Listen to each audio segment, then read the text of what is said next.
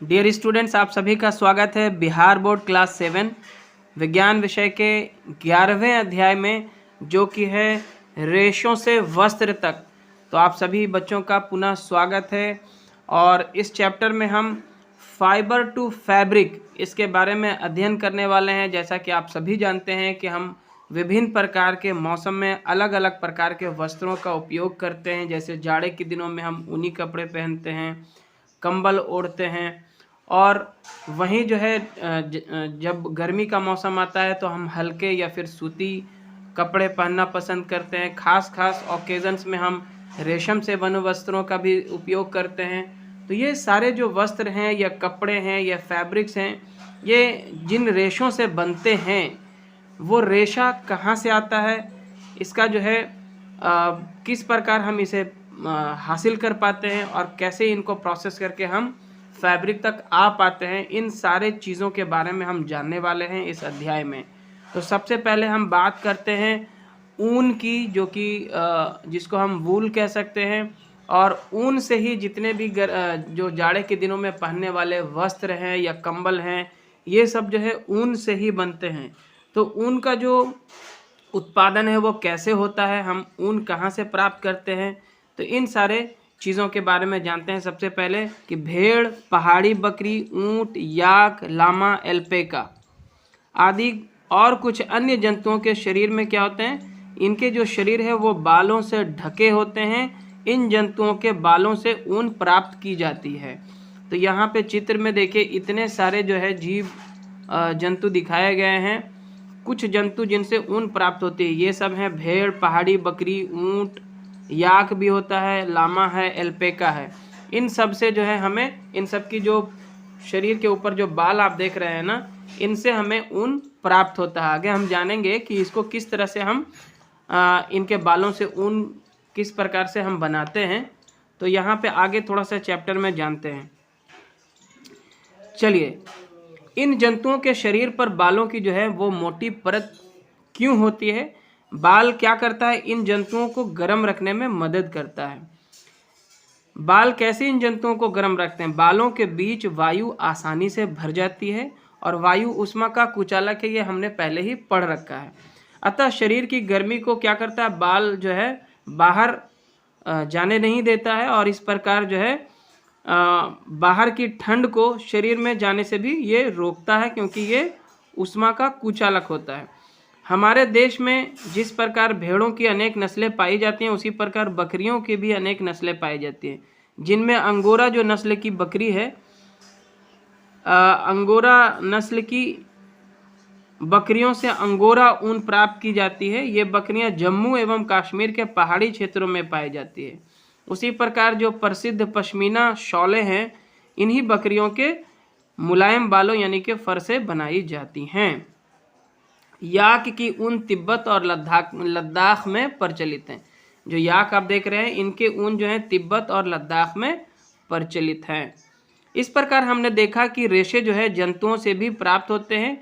इन रेशों को जांतव रेशा कहते हैं, यानी कि जंतुओं से प्राप्त होने वाले रेशे, रेशम के रेशे भी रेशम कीट के कोकून से प्राप्त होते हैं। तो इस प्रकार हमने देखा कि जंतुओं से हमें जो है ऊन की प्राप्ति होती है, वहीं रेशम के कीट से हमें रेशम मिलता है। यहाँ पे एक प्रश्न किया जा रहा है कि मैदानी और पहाड़ी क्षेत्रों में पाई जाने वाली बकरियों में क्या अंतर है? तो मैदानी क्षेत्रों में जो हमारे यहाँ जो बकरियाँ होती हैं, उसके बाल उतने घने और उतने लंबे या बड़े नहीं होते हैं, उतनी अधिक मात्रा में नहीं होते हैं, क्योंकि यहाँ पे जो है उतनी अधिक सर्दी नहीं पड़ती है। लेकिन जो पहाड़ी क्षेत्रों में चूँकि सर्दियाँ बहुत ज़्यादा होती है, तो वहाँ के जो जानवर इस तरह के हैं, उनको जो है ठंड से बचने के लिए प्राकृतिक रूप से जो है उनके शरीर पे जो है बालों की एक मोटी परत होती है, जो उन्हें सर्दी से बचाने में सहायता करते हैं। उसी प्रकार एल्पेका कहाँ पाया जाता है? लामा और एल्पेका ये जो है आपको दक्षिणी अमेरिका में पाया जाता है। आगे है कि रेशों से ऊन प्राप्त करना। अब रेशों, देखिए इन सारे जंतुओं से हमें इनका जो बाल है वो तो प्राप्त हो गया, या कैसे करते हैं, इसका जो प्रोसेस कैसे होता है, आगे हम यहाँ पे जानेंगे। चलिए, आपने भेड़ों के झुंड को खेतों में चरते देखा होगा। भेड़ शाकाहारी होती है और घास तथा पत्तियां पसंद करती है। फलतः भेड़ पालक उन्हें हरे चारे के अतिरिक्त मक्का, ज्वार, दालें, खल्ली भी खिलाते हैं। ऊन प्राप्त करने के लिए भेड़ों को पाला जाता है। उनके बालों को काटकर फिर उन्हें संशोधित कर ऊन बनाई जाती है, जिसकी एक लंबी प्रक्रिया होती है। इसमें निम्न चरण हैं। तो इन चरणों को सबसे पहले आप जानिए। इसमें क्या होता है? सबसे पहला जो होता है वो बालों की कटाई या शेयरिंग कहलाता है। भेड़ की रोएदार त्वचा इसमें दो प्रकार के बाल होते हैं। एक तो हो गया जो दाढ़ी के पास के रूखे बाल, और दूसरा जो है त्वचा के निकट के मुलायम बाल। ये सब बाल जो है मुलायम होते हैं। इन बालों को त्वचा की पतली परत के साथ शरीर से उसी प्रकार उतार लिया जाता है जैसे आपके घरों में पिताजी दाढ़ी बनाते हैं, शेविंग के करके जो है बाल को निकाल लेते हैं। यह प्रक्रिया बालों की कटाई या शेयरिंग कहलाती है। और ये जो कटाई जो है खास तौर से जो है ठंड के दिनों में ना करके गर्मी के मौसम में किया जाता है, ताकि इनको जो है सर्दी का मौसम आते आते इनके शरीर पे फिर से बाल निकल आते हैं। उसके बाद है दूसरा सफाई और धुलाई, यानी कि स्कोरिंग और वॉशिंग। फिर इस ऊन को जो है अच्छे तरह से धोया जाता है। उतारे गए बालों को विभिन्न टंकियों में डालकर अच्छी तरह से धोया जाता है ताकि उनसे चिकनाई, धूल और गंदगी निकल जाए। यह प्रक्रिया जो है अभिमार्जन कहलाती है। आजकल यह कार्य मशीनों द्वारा भी किया जाता है। इसके पश्चात विभिन्न रोलर्स और ड्रायर्स से जो है इन्हें गुजारा जाता है। चलिए अगला जो है वो इस प्रकार है छटाई। उसके बाद क्या होता है? छटाई या फिर सॉर्टिंग, जिसको हम कह सकते हैं। अभिमार्जन के पश्चात सूखे बालों की छटाई की जाती है। रोमिल अथवा रोएदार बालों को कारखानों में भेज दिया जाता है। यह विभिन्न गिठान वाले बालों को पृथक किया जाता है। बालों में से छोटे छोटे कोमल व फूले हुए रेशों को छांट लिया जाता है, जो गांठ या बर कहलाते हैं। यही बर या गांठ कभी कभी स्वेटर पर एकत्रित भी हो जाते हैं। चलिए आगे है कि बालों को सुखाना या ड्राइंग इसका कैसे होता है।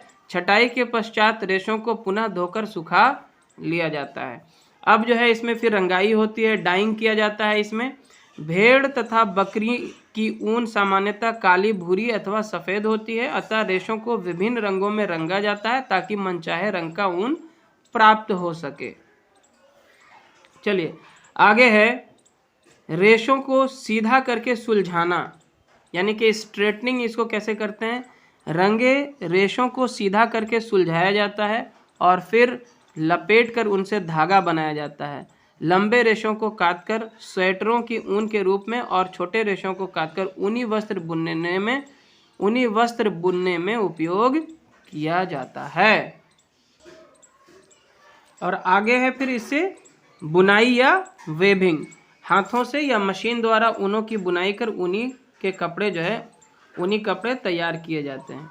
और ये जो आप यहाँ पे एक चिन्ह देख रहे हैं वूल मार्क, ये ऐसा जो मार्क है वो क्या दर्शाता है ना, ये दर्शाता है ऊनी वस्त्रों को या ऊन से बनाए हुए चीज़ों को ये दर्शाता है।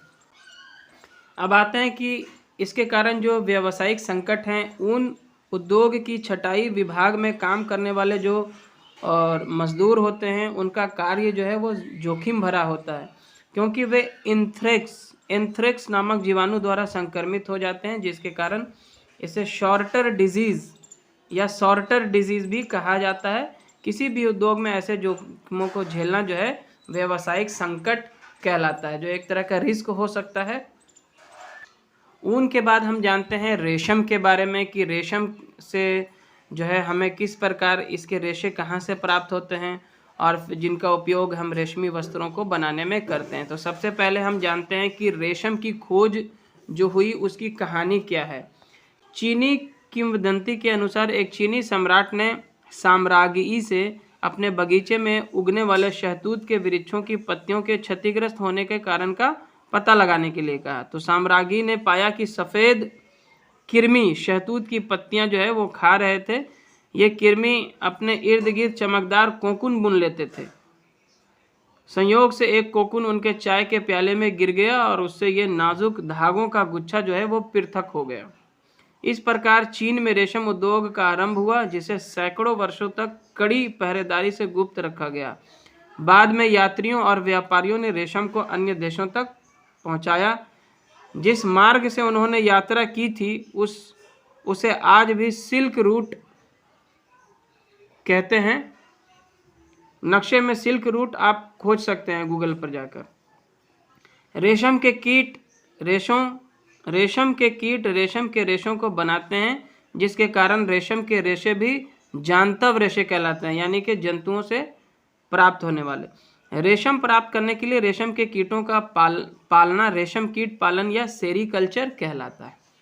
सो स्टूडेंट, आगे हम रेशम के कीट का जो जीवन चक्र है, जो उनकी लाइफ साइकिल है, उसके बारे में पढ़ते हैं। सबसे पहले यहाँ पे आप देखेंगे कि इनके जीवन की जो है वो 4 अवस्थाएं हैं। वो क्या हैं? सबसे पहले जो है जो मादा रेशम कीट होती है वो अंडे देती है और अंडों से जो है लार्वा निकलता है, और ये लार्वा जो है शहतूत के पत्तों को खाता है और बड़ा हो जाता है। अब लार्वा जो है बड़ा होने के बाद क्या करता है कि ये अपने चारों ओर एक आवरण बनाता है। इस प्रकार का अपने चारों ओर लार्वा पतले तार के रूप में प्रोटीन से बना एक पदार्थ स्रावित करता है, जो कठोर होकर रेशा बन जाता है। लार्वा इन रेशों से स्वयं को पूरी तरह क्या कर लेता है? ये अपने चारों ओर इसी रेशों से ढक लेता है अपने आप को, जो कि क्या कहलाता है? कोकून कहलाता है। इस तरह का आवरण बना लेता है। इसी के अंदर ये कीड़ा जो है बढ़ता है और विकसित होता है। कीट का आगे का विकास कोकून के भीतर ही होता है और पूर्ण विकसित होने पर ये जो है कोकून तोड़कर बाहर निकल आता है, और ये जो कोकून है, इसी कोकून के अंदर ये रेशम जमा हो जाता है। आगे है रेशम कीट पालन। मादा कीट एक बार में सैकड़ों अंडे देती है। व्यावसायिक उत्पादन हेतु अंडों को सावधानी से कपड़े की पट्टियों या कागज पर इकट्ठा करके रेशम कीट पालकों को बेचा जाता है, जो उन्हें स्वस्थकर स्थितियों अर्थात उचित ताप एवं आर्द्रता में रखते हैं। अंडों को उपयुक्त ताप तक गर्म रखा जाता है जिससे लार्वा निकल आए। यह तब किया जाता है जब शहतूत के वृक्षों पर नई पत्तियां आती हैं। लार्वा को शहतूत की ताज़ा पत्तियों के साथ बांस की स्वच्छ ट्रे में रखा जाता है। 25-30 दिनों के बाद जो कैटरपिलर है खाना बंद कर कोकून बनाने लगता है। जो उनका लार्वा से प्यूपा बनता है वो जो है कोकून बनाने लगता है, जिसके लिए ट्रे में टहनियाँ रख दी जाती हैं, जिससे कोकून जुड़ जाते हैं। कोकून के भीतर प्यूपा विकसित होता है। कई अलग अलग कीटों से रेशम बनाया जाता है। तसर रेशम, जो इस चित्र में दिखाए गए कीट हैं, वो तसर के रेशम का कीट है। यह रेशम भी अन्य रेशम जैसी ही पतली होती है, पर इसके धागों में चमक थोड़ी कम होती है। चलिए, तो आगे हम जानते हैं कि कोकून से रेशम वस्त्र तक वयस्क कीट में विकसित होने से पहले ही कोकूनों को धूप या भाप में रखा जाता है अथवा पानी में उबाला जाता है, ताकि रेशम के रेशे अलग हो जाएं। रेशे निकालने से लेकर उनसे धागे बनाने की प्रक्रिया रेशम की रीलिंग कहलाती है। रीलिंग मशीनों द्वारा की जाती है, जो कोकून में से रेशम के रेशों को निकालने के साथ साथ रेशों की कताई भी करते हैं, जिससे रेशम के धागे प्राप्त होते हैं। इस दौरान एक साथ कई कोकून उपयोग में लाए जाते हैं, क्योंकि उनसे बहुत महीन रेशे निकलते हैं। उन्हीं रेशों से धागे बनाए जाते हैं। चलिए आगे हम देखते हैं। यहाँ पे बुनकरों द्वारा रेशम के इन धागों से वस्त्र बुने जाते हैं। इन धागों से वस्त्र बुनाई ऊन की बुनाई से भिन्न होती है। सूती तथा रेशमी वस्त्रों की बुनाई सामान्यतः ताना बाना के रूप में होती है। ध्यान दें कि ऊनी वस्त्रों की बुनाई फंदे के रूप में होती है, जिनकी बनावट नीचे दिए हुए चित्र के अनुसार दी गई है। ये देखिए, ये ऊनी वस्त्र के फंदे की बनावट आप यहाँ पे देखिए चित्र के माध्यम से। और ये रेशम वस्त्रों का जो है इस प्रकार से ताना बाना किया जाता है। इस प्रकार की बुनाई इनसे होती है। रेशम कीट पालन से लेकर वस्त्र निर्माण तक अधिकांश कार्य महिलाओं द्वारा किए जाते हैं। इस प्रकार इस उद्योग में महिलाओं की भूमिका अर्थव्यवस्था में योगदान देने वाली है, परंतु इस उद्योग में भी दम्मा, श्वसन रोग, चर्म रोग, सर दर्द आदि व्यावसायिक संकट हैं। सो स्टूडेंट, हमने इस अध्याय के खास तथ्यों का जो है अध्ययन कर लिया है और अब समय है कि हम इसके अभ्यास में दिए गए सभी प्रश्नों का उत्तर भी जान लें। तो जो सबसे पहला प्रश्न दिया गया है स्टूडेंट्स वो है कि सही उत्तर पर जो है आपको इस तरह का निशान लगाना है, टिक करना है, सही का निशान लगाना है। तो इसमें कहता है कि जाड़े के दिनों में किस प्रकार के वस्त्र पहनते हैं। तो जाड़े के दिनों में हम सबको पता है कि हम ऊनी वस्त्र पहनते हैं, तो काफ़ी आसान है ये क्वेश्चन, हम सी में टिक लगा दीजिए। उसके बाद जो दूसरा प्रश्न है वो कहता है कि इनमें से कौन जंतुओं से प्राप्त होते हैं। सूती और ऊनी, ऊनी और रेशमी, रेशमी और सूती, और नॉयलन और सूती। तो इसमें ऊन जो है हमको जानवरों से और रेशम भी जो है रेशम के कीड़े से मिलता है, तो ये ऊनी और रेशमी इसका सही जवाब हो जाएगा। ये हमें जंतुओं से प्राप्त होते हैं। अगला जो है, अगला प्रश्न इस प्रकार है कि रेशम प्राप्त करने के लिए रेशम कीटों का पालन करना क्या कहलाता है। तो इसको हम सेरीकल्चर कहते हैं या रेशम कीट पालन, तो इसका हो जाएगा डी। चलिए अब है यहाँ पे कि बेमेल शब्द पर घेरा लगाएं तथा चुनाव का कारण बताएं।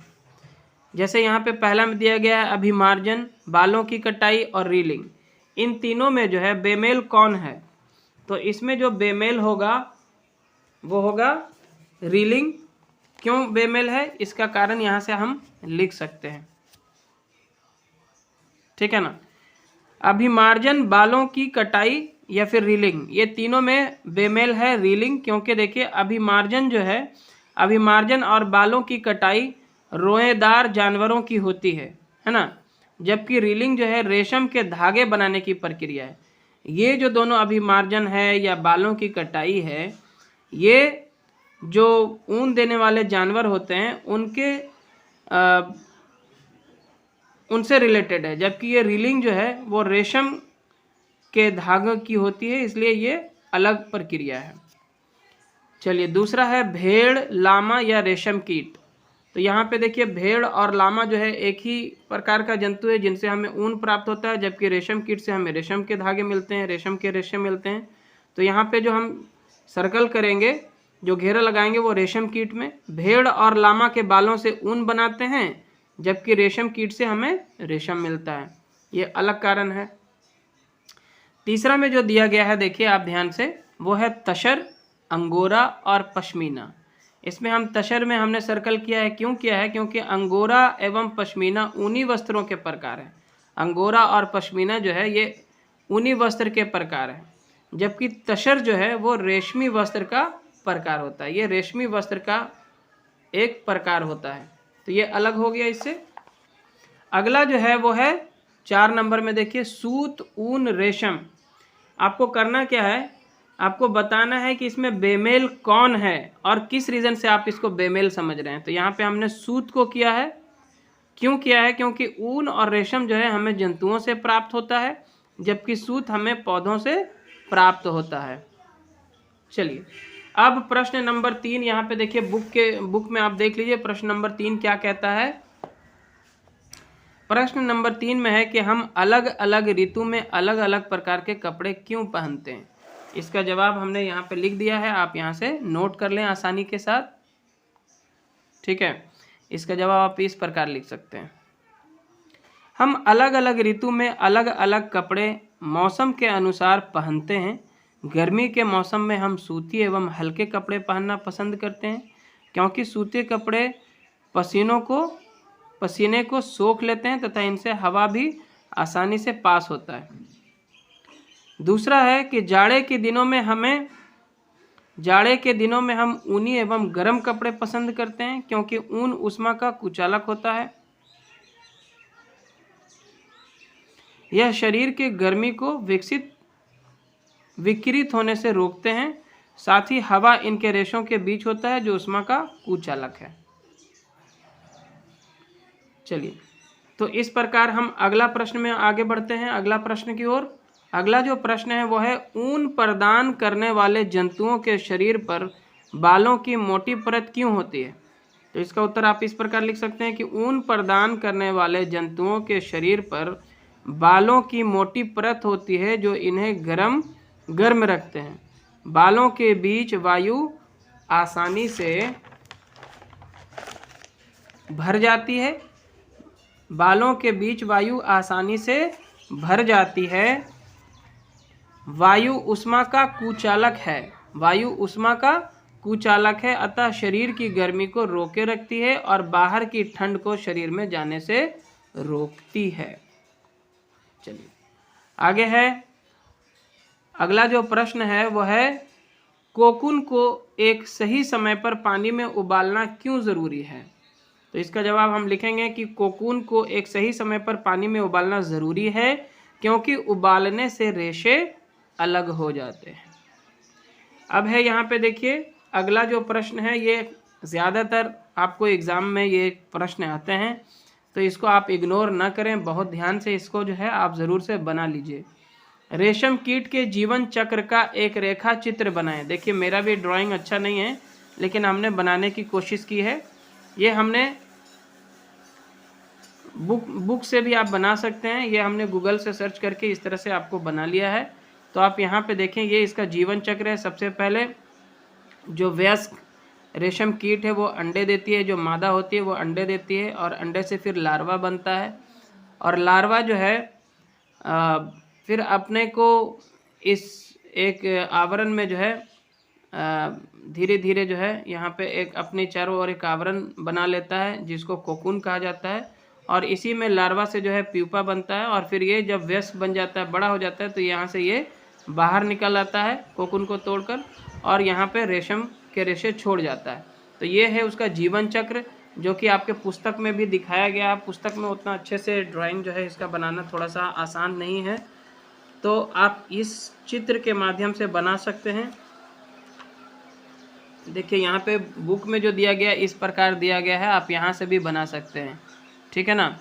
ये भी आपका वही चीज़ है, इसको हमने ठीक तरह से यहाँ पे रख दिया है। आप ध्यान से इसको स्क्रीनशॉट लीजिए और फिर इसका आप आराम से इस चित्र को बना लीजिएगा।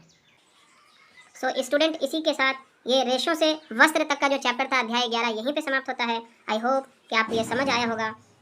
आगे के चैप्टर लेकर मैं आपके समक्ष फिर से आता हूँ। तब तक के लिए आप अपना पढ़ाई जारी रखें और अपना ध्यान रखें। अगर आप चैनल पे नए हैं तो सब्सक्राइब ज़रूर कर लें, अपने दोस्तों के साथ भी इस वीडियो को शेयर करें और अगर आपको अच्छा लगा हो तो लाइक भी करें। Thank you very much.